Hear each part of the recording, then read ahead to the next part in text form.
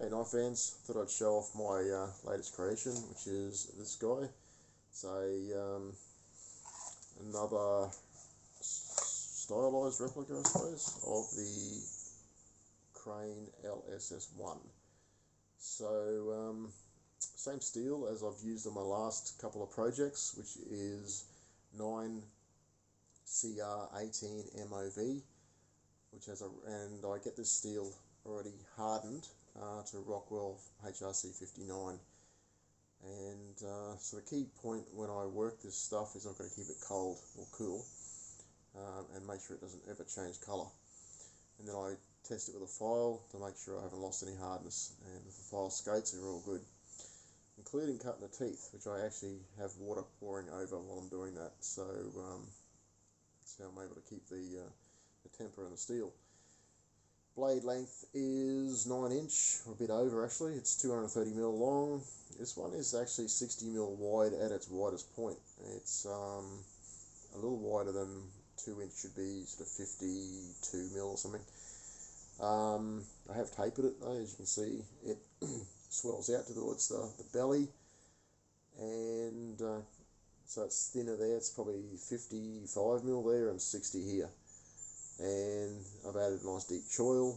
I've also added a rotary tool, a little drill kit in my knife making collection toolkit, so that I can get better radiuses in like the choil and where the clip meets the spine on the teeth. I have beveled these teeth, but really only for a visual thing. I think beveling the teeth actually detracts more than it adds, because they don't, from what I've seen, they don't really cut as good as they would if they were just straight up, or better still, tapered wider at the top. So that's that. Construction is a solid handle. Unfortunately, the steel, these billets that I'm buying are only 300mm long. So when you got 230 for the blade, you end up with 70mm for the tang.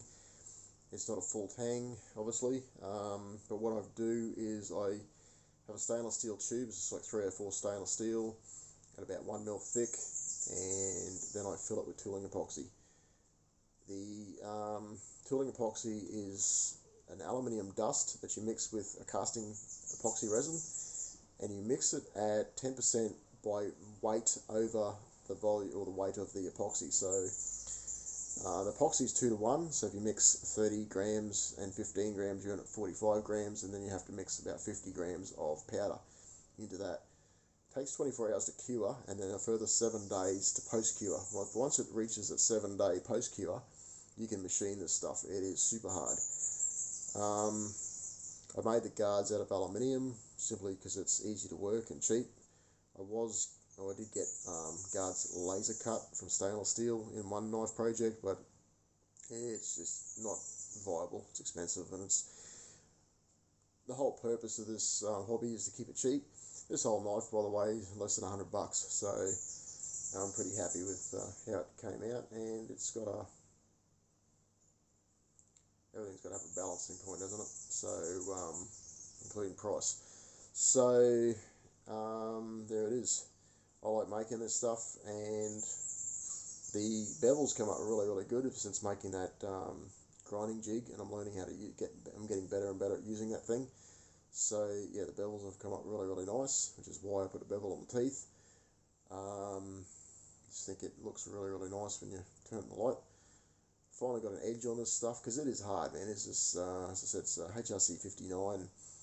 And you can't touch it with a file, so it's diamond stones and or emery tape and then diamond stones, so and a lot of time, and because it's already hardened, you don't want to be putting it on power tools, so it's all done by hand. It takes days, and but well worth the effort at the end of the day. The scabbard is thermoform plastic. I didn't want to do a leather sheath or leather look sheath on this one. Decided to make it more of a modern version. But what I did do was put in a very positive retainer via a friction grip tab. Ballistic nylon pouch on the front, just has a fire starter kit and some cordage wrapped around here, and I always add in a Fastex clip for quick and easy removal off the belt. So there it is. That's my latest version, and I think I'll wrap it up for there for now. Thanks for watching. Hope you found this video useful. See you in the next one.